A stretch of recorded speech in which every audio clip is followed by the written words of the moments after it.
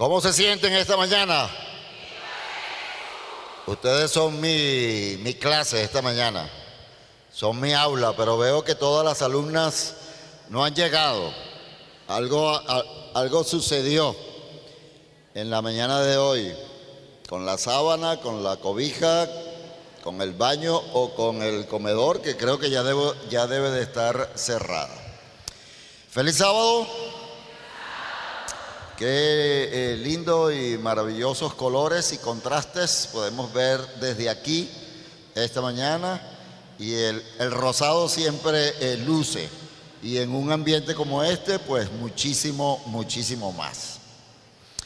Qué bendición el poder estar aquí esta mañana, llenos de vida, llenos de gracia, llenos de amor y de las inmensas bondades y misericordias que Dios tiene para con cada uno de nosotros. Me han traído aquí esta mañana para presentarles un nombre que siempre está presente, pero más que como lo presenta nuestro himno tema, creo que todos nosotros debemos de estar de acuerdo en decir que el nombre que vengo a presentar es mucho más que esto. Realmente vengo a presentarles ciertamente a un hombre que es más que un nombre, aunque pareciera que el sonido fuese igual, pero vengo a presentarles realmente a un hombre. Y no es solo un hombre, es más que un hombre. No es un hombre común y cualquiera. No es un hombre terrestre. No vino, no viene, no se sostiene en la tierra como cualquiera de nosotros. Este es un hombre especial. Es singular. Es sin igual. Es único, no hay otro como Él. Aunque ciertamente de la manera como se introduce nuestro himno tema, las Sagradas Escrituras nos presentan una gran verdad a través de este nombre, y nos dice el apóstol que no hay otro nombre debajo del cielo en el cual nosotros podamos ¿qué? Sí, no hay otro nombre. También este nombre es especial, es singular, es único, es sorprendente, es extraordinario, es espectacular, es maravilloso. Es algo que no tiene parangón y que definitivamente para nosotros es inexplicable. Es un nombre inefable, es un hombre inefable. Pero este ser, acabo de decir, es más que un hombre, es Dios. Y como Dios lo separa de nosotros, como Dios hace que haya un gran abismo entre Él y nosotros, no hay comparación. No podemos ni por un ápice considerar ni siquiera en pensamiento que nosotros podamos ser comparados a Él, por el hecho de que es hombre y nosotros también lo seamos. Definitivamente es Dios. Pero qué maravilloso en esta breve introducción decir que aunque no debemos considerar ni siquiera por un ápice la posibilidad de aproximarnos en igualdad a Él. Qué maravilloso saber a través del estudio de su palabra que Él está tan cerca de nosotros, que Él se hizo semejante a nosotros y que Él nos considera tan cercano a nosotros, y que su amor nunca dejará de ser por cada uno de nosotros. No sé en verdad, porque desconozco el contenido y todas las raíces fundamentales en los cuales la hermana Atchison haya considerado o haya percibido desde el punto de vista bíblico y teológico este hermoso tema, este grandioso título de Vivos en Jesús. En verdad no lo sé, pero yo creo e imagino que lo más seguro es que entre los muchos textos que se extraen de esa fraseología, que se extraen de ese tema magnífico, vivos en Jesús, yo creo que está uno de los maravillosos textos que encontramos en las Sagradas Escrituras, y voy a invitarles a que abran sus Biblias o sus dispositivos electrónicos en el libro del apóstol Pablo llamado a los Efesios, capítulo número 2, los versos 4 al 6. Libro a los Efesios, capítulo 2, los versos 4 al 6.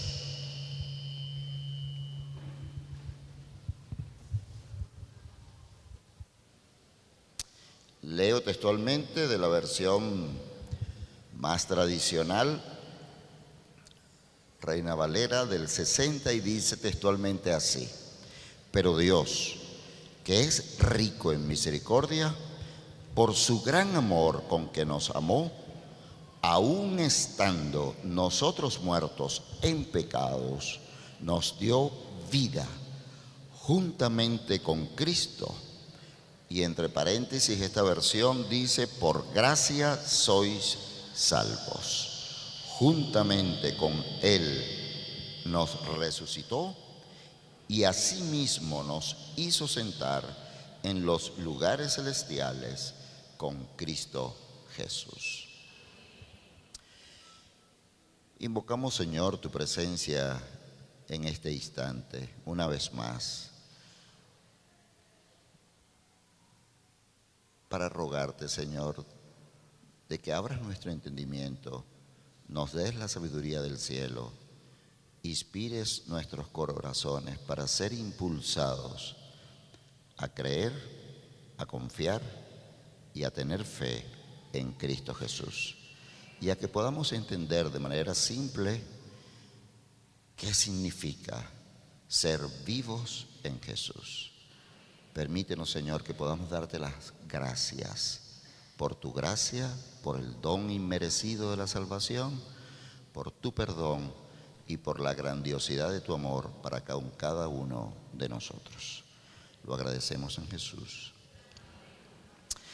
Mis queridos, mis queridas, la verdad más importante en todo el cristianismo es la que se expresa en este nuevo currículo que nos trae el Departamento de Escuela Sabática para los ministerios infantiles y de los adolescentes. Y es el que podamos sentir la seguridad de que podamos tener el anhelo, de que podamos planificar nuestra razón de existir en el hecho contundente de que estamos vivos en Cristo Jesús.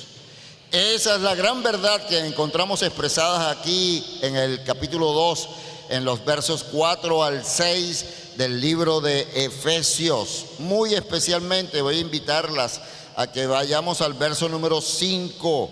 Y en el verso número 5 dice que nosotros, aún estando muertos en pecados, nos dio ¿qué cosa? No las escucho. ¿Nos dio qué cosa? Nos dio vida. Nos dio vida en Cristo Jesús. ¿Qué significa esa expresión, nos dio vida? Voy a invitarles a que suban al verso número 1, y el apóstol Pablo abre este capítulo diciendo: y Él, dirigiéndose al Padre, dirigiéndose al Hijo y dirigiéndose al Espíritu Santo, dice: y Él os dio vida a vosotros, y Él os dio vida en vosotros. En estos primeros 6 versos, el apóstol Pablo utiliza 2 veces ese verbo y esa expresión. Él es el que os dio la vida. Él es que nos dio vida. Y solamente se utiliza aquí esa expresión, ese verbo griego, y se utiliza también en el libro de Colosenses, el capítulo número 2 y el verso número 16. Y de la manera singular como se utiliza este verbo en griego, se utiliza tan solo 12 veces en el Nuevo Testamento. Y Él os dio vida. ¿Qué significa la vida? La vida es lo contrario a la muerte. Si estamos muertos, no estamos en vida.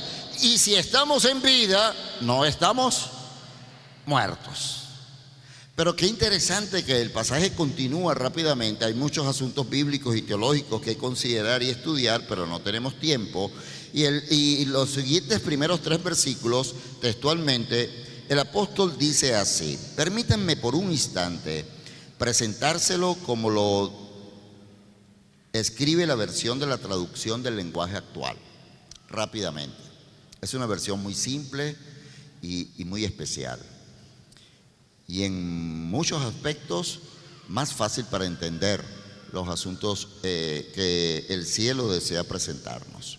Leo textualmente y dice así: antes ustedes estaban muertos para Dios, pues hacían el mal y vivían en pecado. Seguían el mal ejemplo de la gente de este mundo y obedecían al poderoso espíritu en los aires, que gobierna sobre los malos espíritus y domina a las personas que desobedecen a Dios. Verso número 3. Antes nosotros nos comportábamos así y vivíamos obedeciendo a los malos deseos de nuestro cuerpo y nuestra mente. Con justa razón, continúa, merecíamos ser castigados por Dios como todos los demás. Y en esta versión, verso número 4 dice: pero Dios es muy compasivo y su amor por nosotros es inmenso. Y el verso número 5 dice: por eso, aunque estábamos muertos por culpa de nuestros pecados, Él nos dio vida al resucitar a Cristo. Nos hemos salvado. Voy a volver a repetir eso en esta versión. Nos hemos salvado gracias al amor de Dios. Y el verso número 6 dice: Dios, al resucitar a Jesucristo, nos resucitó y nos dio un lugar en el cielo junto a Él. Es lindo, es maravilloso la forma como el apóstol Pablo, inspirado, nos presenta esta preciosísima verdad.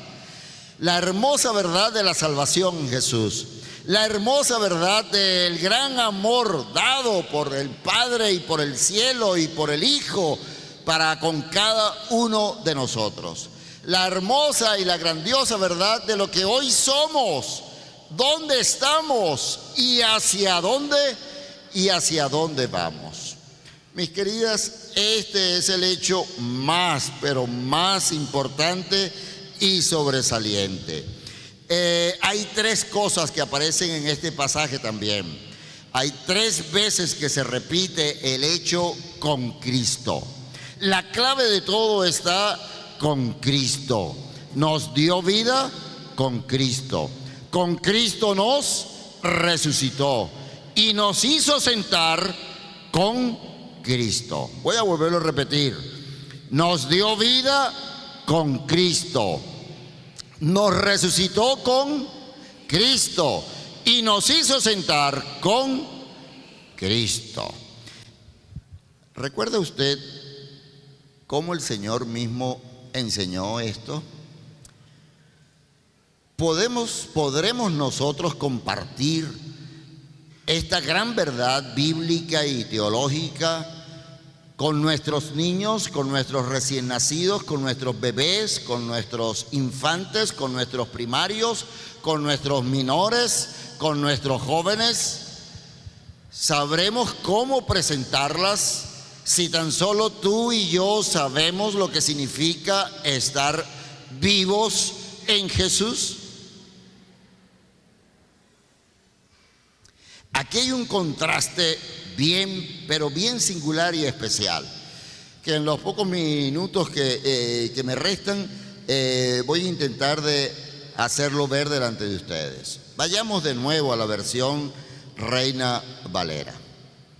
Inicia el apóstol Pablo diciendo: y Él os dio vida a vosotros, y nos dio vida a nosotros cuando estábamos muertos en nuestros delitos y en nuestros pecados. Cuando andábamos haciendo el mal, continúa explicando el apóstol Pablo, estábamos muertos, lo que significa que el apóstol nos habla desde el plano espiritual y no desde el plano físico, pero no significa que no debemos y podemos aplicarlo al área física, por lo que aparece en el verso número 6. Pero el apóstol Pablo nos está presentando una verdad desde el plano espiritual. En el plano espiritual, el apóstol o el Señor desea decirnos: estábamos muertos en el delito del pecado. El pecado significa separado de Dios. Es uno de entre sus tantos y complejos y profundos significados. Separados de Dios.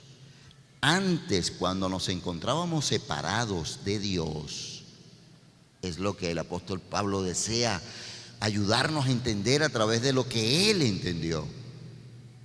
Cuando estábamos separados de Dios, cuando no podíamos ver a Dios, cuando no conocíamos a Dios, cuando no teníamos a Dios presente entre nosotros, cuando no sabíamos cómo caminar con Jesús, cuando no sabíamos de su vida, de su experiencia y de su deseo y anhelo y de su plan de vivir con nosotros, entre nosotros y para nosotros, para conmigo, para contigo, mi bebé, mi hijo, mi niño, para ti, mi querido joven. Cuando estábamos en ese tipo de conductas, de acciones, de pensamientos, de vida, de esa cosmovisión no bíblica de la cual se nos presentaba anoche, de ese estilo de vida separado de Dios, de esa condición, el Señor nos sacó. De esa condición, el Señor extendió su mano para sacarnos, levantarnos y traernos a una nueva vida. Y fíjense que siempre que el apóstol lo menciona y la escritura nos los presenta, es en Cristo Jesús, o con Cristo Jesús, o por Cristo Jesús, o para Cristo Jesús. Cristo está íntimamente relacionado con todo lo que tiene que ver la condición humana, el estilo de vida del hombre, todo lo que tiene que ver con el pensamiento humano, con el corazón humano, con el sentir humano, con las facultades humanas, con nuestra cosmovisión bíblica y teológica. Nuestra cosmovisión bíblica y teológica está centrada en Cristo Jesús, con Cristo Jesús, por Cristo Jesús y para Cristo Jesús. Por lo tanto, hay una verdad que yo quisiera resaltar fundamentalmente en esta mañana desde el punto de vista teológico y bíblico. Voy a invitarles a que vayan al capítulo 15 del Evangelio según San Juan. Y pregunto de nuevo, ¿recuerdas tú cómo el Señor mismo enseñó esta verdad que aparece descrita aquí en el capítulo 2 del libro de los Efesios? ¿Recuerdan ustedes? Él le dijo a los discípulos, Él le dijo a todos los que allí se encontraban: yo soy la vid y vosotros sois los pámpanos. El que no viene a mí, el que no está en mí, el que no se conecta conmigo, es un capítulo muy especial, indicando de que no debe haber separación. Si el pecado es separación de Dios, estar con Cristo, haber resucitado con Cristo, encontrarnos en un nuevo estilo de vida, el nacer una nueva vida en Cristo Jesús, entonces elimina nuestra separación de Dios. ¿Y qué logra? ¿Cuál es el resultado? Estar plenamente conectados con Dios, con Cristo y con el cielo. Y de esa manera lo presentó Jesús: yo soy la vid y vosotros sois los pámpanos. Los pámpanos no tienen vida en sí mismos. ¿Quién tiene vida en sí? La vid, el árbol. Él es la vid. Por eso dijo: yo soy la vid, yo soy la fuente de la vida, yo soy la vida. El que viene a mí.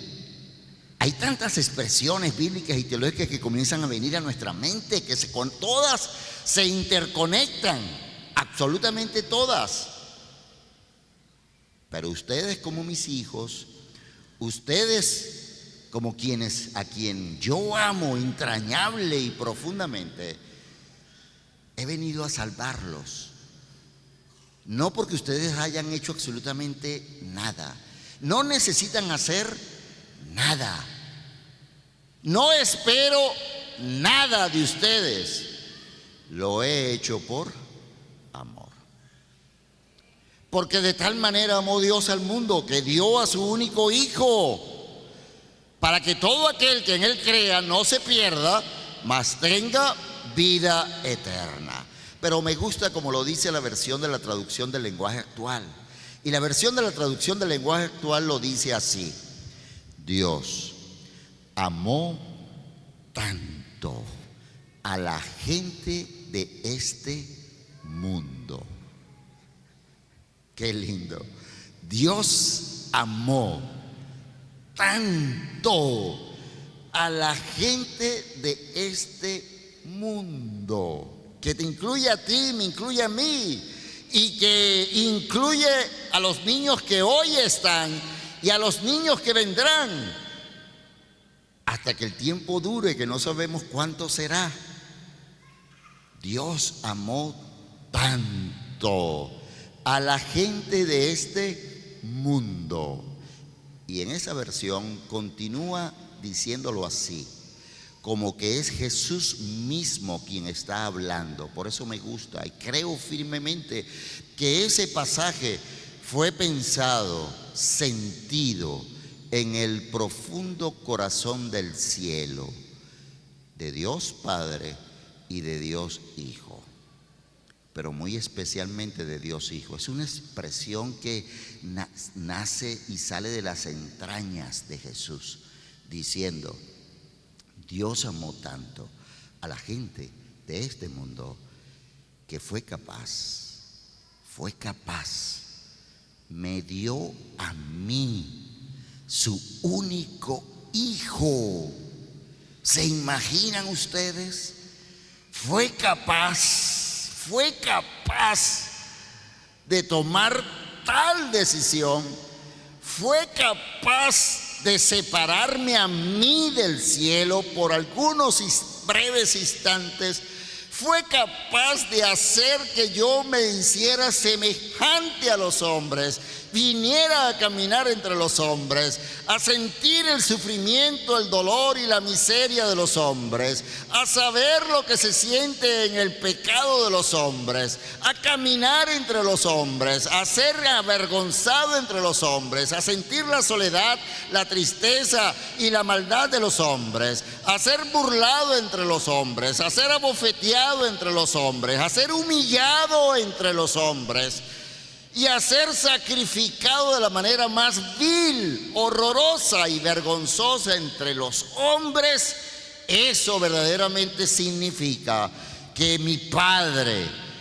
amó, ama y amará por siempre demasiado a la gente de este mundo.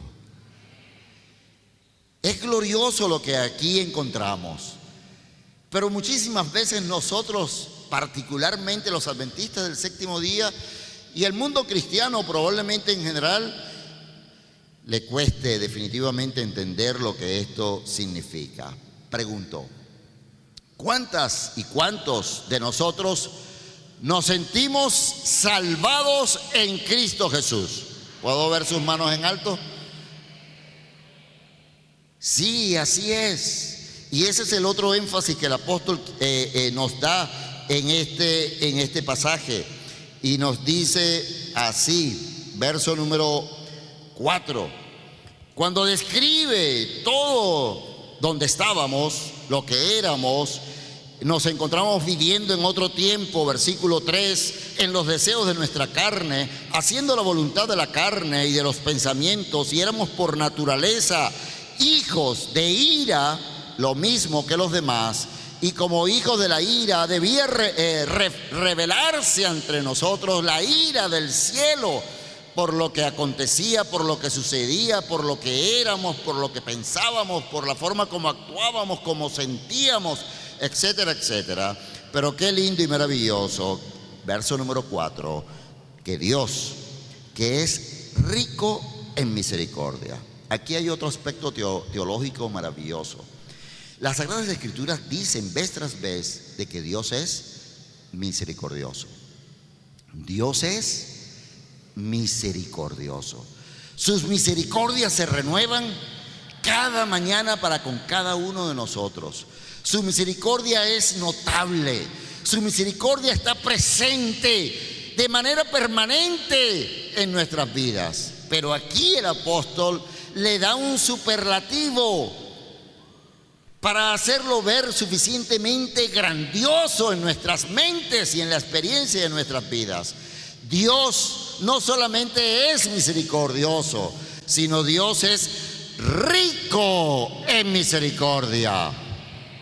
Dios es rico en misericordia. Y bajo esa riqueza de su misericordia, y luego añade, este es un versículo especial, subrayenlo ahí en sus Biblias o en sus dispositivos electrónicos. No solamente le da esa manera suprema, grandiosa, espectacular de hablar de la riqueza, de la abundancia, de lo insondable, de lo infinito de la misericordia, sino que luego le suma y le añade a esta grandeza y profundidad por su gran amor con que nos amó. Por su gran amor con que nos amó. Y ya lo presentamos en el Evangelio según San Juan, capítulo 3 y el verso número 16, en la versión de la traducción del lenguaje actual. Y aunque aún estábamos nosotros muertos, ahora sí entendimos lo que quiere decirnos el Espíritu esta mañana. Ahora sí entienden, lo ven, lo logran ver, que aún estando nosotros muertos en nuestros pecados, en ese estilo de vida, en los deseos de la carne, haciendo la voluntad de la carne, pensando como el resto de los que están en sus delitos, en sus deseos y en sus pasiones y en sus pecados, aún estando en esa condición, Cristo Jesús nos dio vida. Cristo Jesús nos dio vida y hoy tú y yo estamos aquí. Aún tú y yo estamos aquí. Y este verso tiene en su centro el significado de lo que significa un proceso. En este resucitar en Cristo que se habla en el siguiente versículo, esto es un proceso. Nos dio vida juntamente con Cristo. Y el apóstol, para que nuestros ojos se detengan, se fijen en la grandiosidad del amor y de la misericordia de Dios, coloca entre paréntesis la siguiente expresión y dice: por gracia sois salvos. La versión de la traducción del lenguaje actual dice: nos hemos salvado gracias al amor de Dios. Por gracia sois salvos. Y más adelante, más abajo, el apóstol Pablo lo presenta en el verso número 8. Porque por gracia sois salvos, por medio de la fe. Y esto no de vosotros, pues es un don de Dios, no por obras, para que nadie se gloríe. Y miren cómo lo presenta la versión de la traducción del lenguaje actual, verso 7 y verso 8. Jesús hizo esto para mostrar en el futuro la bondad y el gran amor con que nos amó por medio de Jesucristo. Ustedes han sido salvados porque aceptaron el amor de Dios. Ustedes han sido salvados. ¿Por qué? Porque aceptamos el amor de Dios. Y ninguno de ustedes se ganó la salvación, sino que Dios se la regaló. La salvación de ustedes no es el resultado de sus propios esfuerzos. Por eso nadie puede sentirse orgulloso. Y ya debo terminar. Pero mis queridos, el hermoso y profundo y complejo tema de la gracia y de la salvación en Jesús sigue siendo un misterio para nosotros desde una perspectiva, pero también es muy importante que tú y yo lo veamos como una completa realidad. Ese verso número 5 es un verso central para entender de que el cielo ha procurado que tú y yo entremos con Él, nos conectemos con Él, resucitemos a una vida nueva con Cristo Jesús, para caminar de la mano de Jesús, para ver a Jesús, para seguir a Jesús en sus pisadas, para mirar dónde están sus pisadas. Y en la medida en que nosotros coloquemos nuestros pies en sus pisadas, seremos librados del mal y del peligro. Viviremos un nuevo estilo de vida. No será tan fácil, pero será más sencillo. No será tan difícil y tan complejo como muchos en el mundo del cristianismo y muchos entre nosotros deseamos hacer las cosas. En ningún momento, ni este pasaje, ni ningún otro pasaje de la Escritura nos habla de perfección. Fíjense, es tan sencillo. Estábamos muertos y ahora estamos con vida. Estamos vivos en Jesús.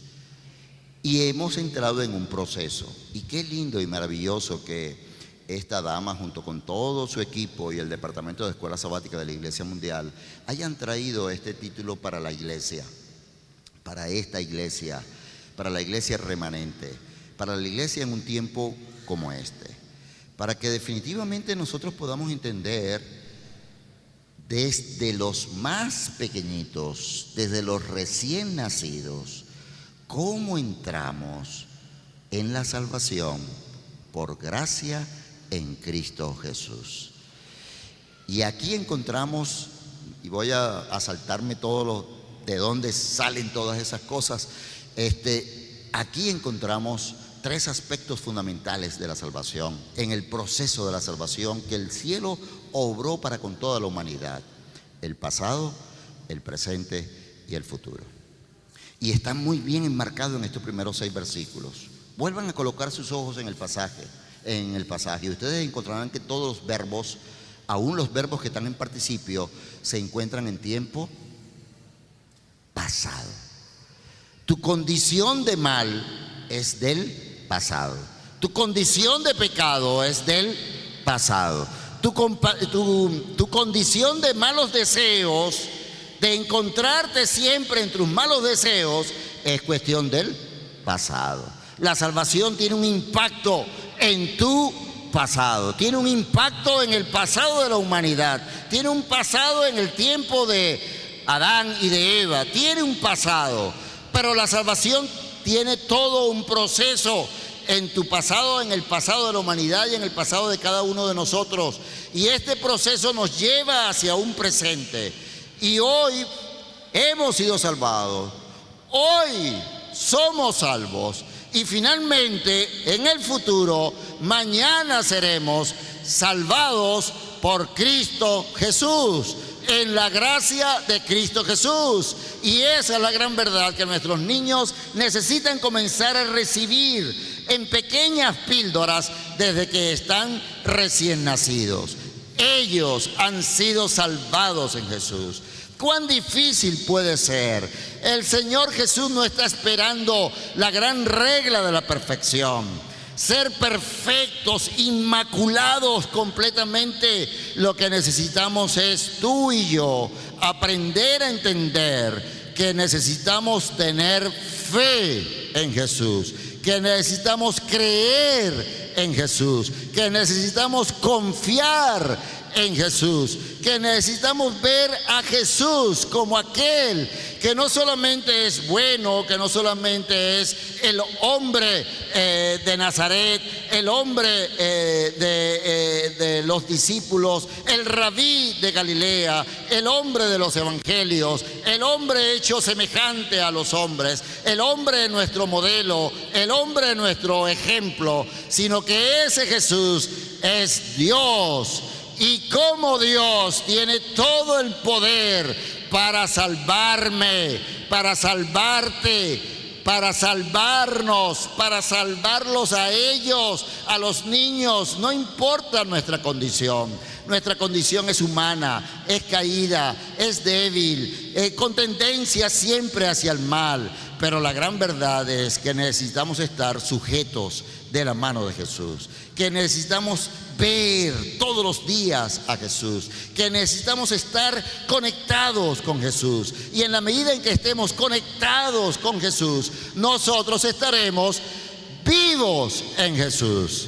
¿Lo entendimos? En la medida en que estemos conectados con Jesús, entrañablemente conectados con Jesús, en la medida en que no nos separemos ni por un instante de Jesús, entonces permaneceremos vivos en Jesús, vivas en Jesús, nuestros hijos vivos en Jesús. Y estos niños a los cuales tenemos la inmensa responsabilidad de conducirlos a Jesús, entonces vivos en Jesús. Al terminar, quisiera decirles que desde el punto de vista de la experiencia cristiana, la verdad más importante de todo el cristianismo es esa: hemos recibido vida con Cristo Jesús. Juntamente, miren la expresión, juntamente con Cristo Jesús.